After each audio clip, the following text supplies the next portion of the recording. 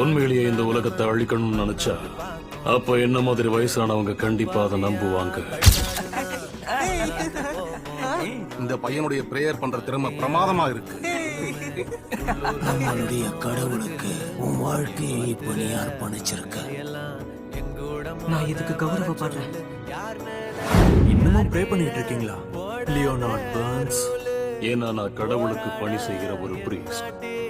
பிரளயமே வந்தா நான் ப்ரே பண்றதை எப்பவும் நிறுத்த மாட்டேன். கடவுள்னு ஒண்ணு இல்லைனாலும் அது மாறாதா? மாறாது. உண்மையை நினைக்கும் போது உங்களுக்கு கஷ்டமா இல்லை? இங்கிருந்து போயிடு ஷின்ரா, இங்கிருந்து போ ஷின்ரா. பின்னாடி பார்க்காத, வா போலாம். என்னோட